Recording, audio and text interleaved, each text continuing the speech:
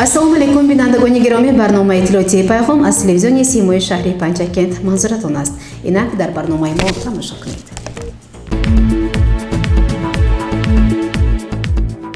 қарори раиси шаҳри Панҷакент оид ба тайёр намудан ва гузаронидани машқи фармондеҳи сидоди мудофиаи гражданӣ дар шаҳри Панҷакент.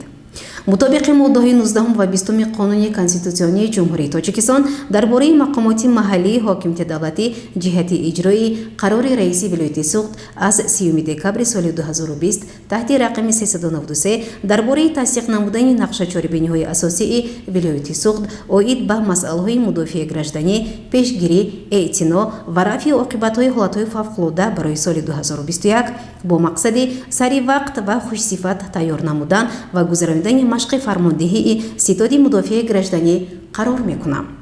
санаи 29 апрели соли 2021 дар шаҳри Панҷакент машқи фармондеҳии ситоди мудофиаи гражданӣ дар мавзӯи амали ҳайати роҳбарикунанда қувва ва воситаҳои зернизоми ҳудудии низоми ягонаи шаҳр ҳангоми боридани боронҳои пайдарпай ва омадани сел гузаронида шавад.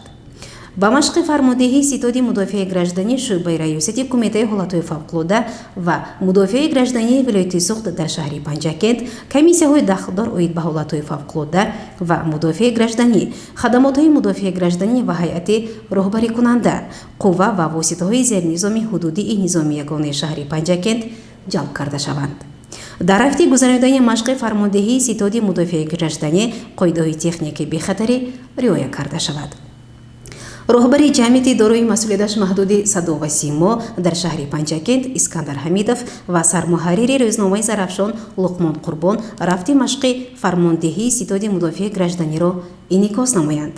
назорати иҷрои қарори мазкур ба зиммаи муовини якуми раиси шаҳри Панҷакент Сафарзода гузошта шавад. раиси шаҳри Панҷакент Абдухолиқ Холиқзода.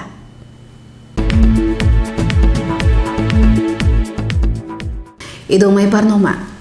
намояндаи ҳукумати ҷумҳурии Тоҷикистон, президенти Академияи миллии илми мамлакат Фарҳод Раҳимӣ баъди боздид аз шаҳри Панҷакент дар толори хурди мақомоти иҷроии ҳокимияти давлатии шаҳр бо фаъолон мулоқот кард. тафсилоти бештар дар гузориши хабарнигорони мо. мулоқоти намояндаи ҳукумати ҷумҳурии Тоҷикистон, президенти Академияи миллии илмҳои ҷумҳурии Тоҷикистон Фарҳод Раҳимӣ бо фаъолони шаҳри диҳоти Панҷакент дар толори хурди мақомоти иҷрои ҳокимияти давлатии шаҳр баргузор гардид, ки онро бо сухани муқаддимавӣ раиси шаҳр Холиқзода Абдухолиқ ифтитоҳ намуд.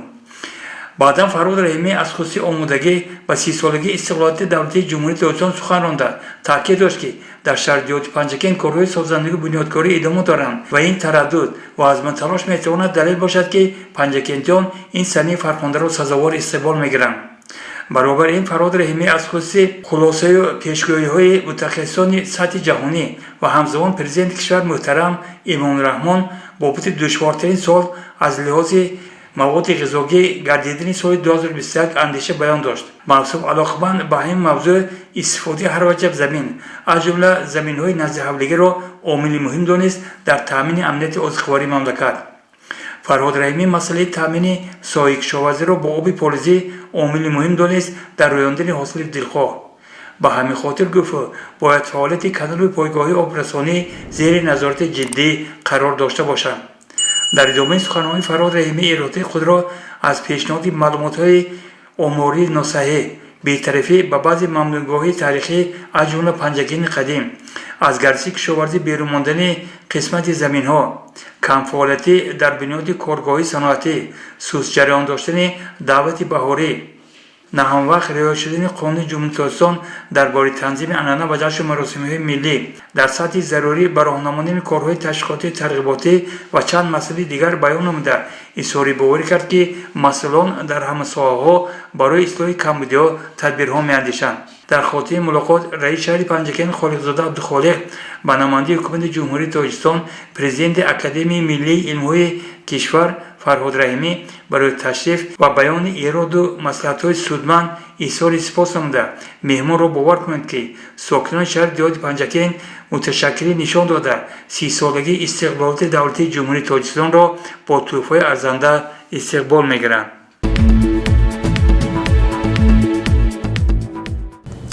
موافق نقشه کاری مجلس نوبتی هفته‌ای مقامات اجرایی حاکمیت دولتی تحت رهبری رئیس شهری پنجکن عبدالخالق خالقزاده برگزار گردید. با ادامه موضوع توجه نمایید. در مجلس هفته‌ای مقامات اجرایی محلی حاکمیت دولتی که اون تحت رهبری رئیس شهر خالقزاده عبدالخالق برگزار شد، مسائل مختلف شهر و شهرداری مورد محاکمه قرار گرفتند. در جلسه نخست اخبار مدیر شعبه عمومی نظارت و مراجعات شهروندان دستگاه رئیس شهر شاهد اکرامزاده از رفت اجرای سپارش‌های پروتکلی در هفته گذشته شنیده شد. از روی این مسئله رئیس شهر خالقزاده عبدالخالق اندیشه بیان نموده پیشنهاد داشت که در نظام قبول شهروندان بعضی علاوه و تغییرات وارد کرده شده، تدبیرها باید اندیشیده شوند تا با استفاده از خردترین امکانیت، البته در چارچوب قانون‌های عملکننده جمهوری اسلامی به شخص مراجعت نموده کمک رسانده شود. همزمان پیشنهاد جالب دیگر بیان شد در سمت دستگیری و نگاهبین والدان از طرف فرزندان که چنین امکانیت دارند. این پیشنهاد واقعا هم درست با معرفی بود، زیرا بودند هستند والدانی که صرف نظر از داشتن فرزندان برکمال و کارگر دائما شکوه از روزگار کرده و اداره تشکیلات مختلف جهت کمک مراجعت می‌نمایند. بعداً معاون یکم رئیس شهر محمد صادق سفرزاده علاقمند به جریان آمادگی به 30 سالگی استقلالیت دولتی جمهوری اسلامی انشاءات‌های به این مناسبت ساخته شده، تشکیل جایهای نوی کاری و چند مسئله دیگر برآمد کرد. رئیس شهر خالقزاده عبدالخالق از روی این مسئله نیز فکر و ملاحظه خویش را بیان نموده ایرادهایش را از خصوص موجود نبودن سند قبول بعضی انشاءات‌ها، کشالکاری بابت قبول قرار آغاز ساختمان، جریان ساختمان مؤسسه تسهیلات میانی عمومی رقم 47 با دلایل گفت و مسئولان متصدیان را برای اصلاح کمبودی‌ها وظیفه‌دار ساخت.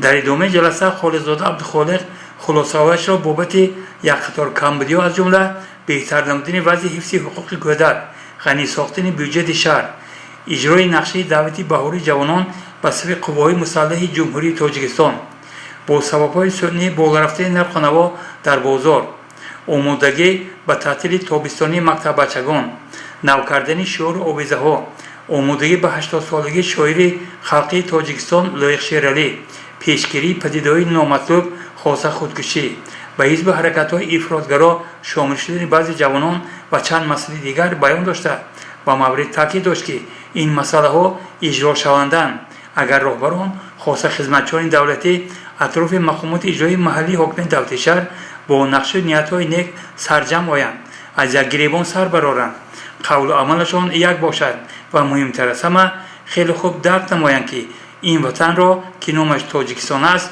دیگران نه بلکه خود ما آباد و زیبا می نماییم.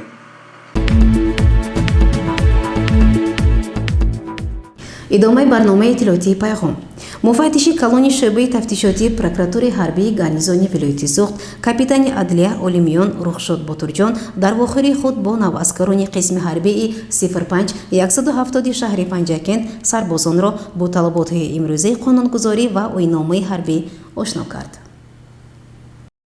عین زمان در تمام مملکت دعوت نوازکاران به خدمت به قسم‌های حربی قوه‌های مسلح جمهوری تاجیکستان ادامه دارد با مقصد شناس گردیدن از رفت خدمت و شرایط بود و باشی اسکران، اینچنین با مقصد آشنا نمودن نوازکاران از طلبات‌های امروزی قانونگذاری‌های جاری و آیین‌نامه حربی مفتش کلانی شعبه تفتیشاتی پروکراتوری حربی گارنیزون ولایت سوخت کاپیتان عدلیه اولیمیون رخشاد باتورجان در قسم حربی 05 170 شهر پنجکن همراه کماندر قسم حربی ذکر گردیده کریمی فرقت حامدزاده با نوازکران قسم حربی 05 170 واخوری تویر نمود. در ملاقات با سربازان از جمله گفته شد که کارمندان پروکراتوری حربی ولایت سوخت منتظم در بین هیئت شخصی عسکران قسم‌های حربی با مقصد بلند برداشتن سویه دانش حقوقی آنها و پیشگیری جنایتکاری در بینشان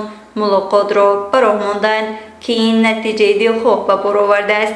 در چاره‌بینی با نوازکران درباره صداقت به وطن و وظیفه و عهده‌داری‌های ایشان سخن رفته آیین‌نامه حربی به سربازان شناس کرده شد و اینچنین برای صیقل دادن دانش و برخوردار گردیدن عسکران و سربازان از خبرهای روز و در وقت خالیگی به مطالعه روزنامه و مجله مشغول گردیدن آنها аз ҷониби намояндагон чанд адад рӯзномаву моҳномаҳо дар байни сарбозон тақсим карда шуд.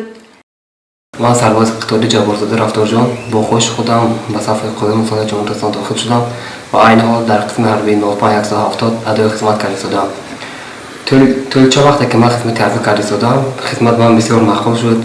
هر روز از احوال ما از مقامات گوناگون دولتی آمریکا خبر میگیرند و امروز خوشبختانه از پروکراتوری حربی گارنیزون سوخت نمایندگان در احوال پرسی کاری شدند و گفتنیم که شرایط خدمت بسیار خوب است.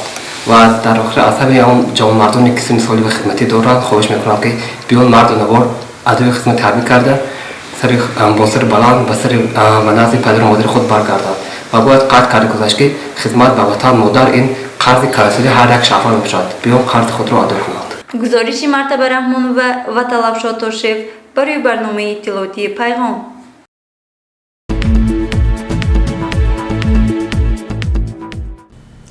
در مؤسسه تحصیلات میانه عمومی رقمی 3 شهر پنجکент بخشیده به روز عمومی جهانی زمین، تندرستی و پرنده ها چاره‌بینی سازمان دادند. گزارش خبرنگاران ما در همین باره آماده شده است.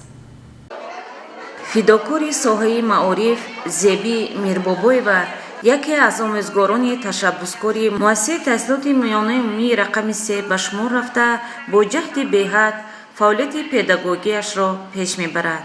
معلمه با گذراندن درس‌های سرمحصول، چاره‌بینی‌های بیرون از صنفی خوانندگان را در روحیه دوست داشتن طبیعت، بیدار نمودن حس زیبایی پرستی تربیت می‌نماید.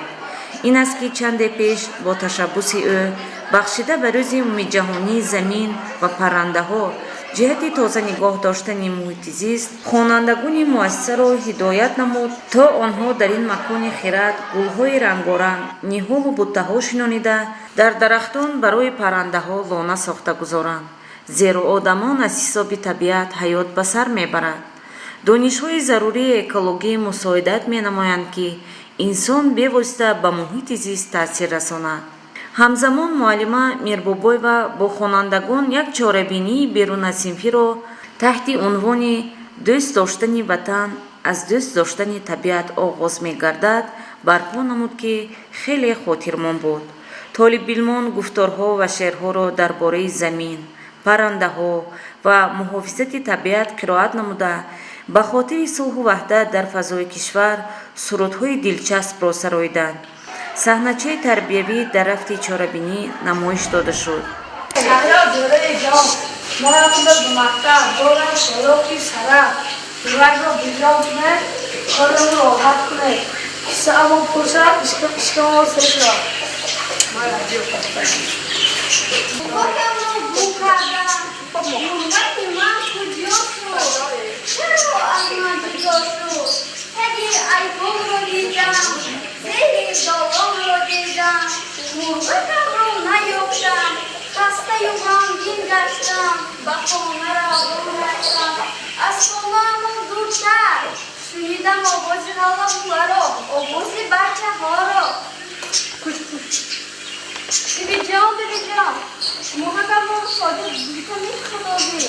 باید قید کرد که علاقمند به اجرای فرمان پرزیدنت جمهوری تاجیکستان محترم امامعلی رحمان درباره سالهای 2020-2040 20 ساله آموزش و رشد فن‌های طبیعت‌شناسی دقیق ریاضی در ساحه علم و معارف در مؤسسه آموزگاران فن‌های طبیعی نقشه چاره‌بینی‌ها آماده کرده برای بلند برداشتن سطح و صفت دانش خوانندگان دقت مخصوص می‌دهند.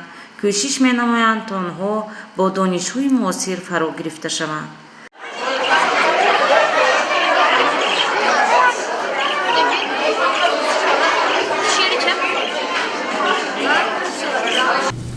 тамошобинёни азиз, дар ҳамҷо барномаи иттилоотии пайғом ба поён мерасад. барои ҳар яки шумо танзияти ва некномиро хоҳонем. то барномаи дигар шоду пирӯз бошед. хайр.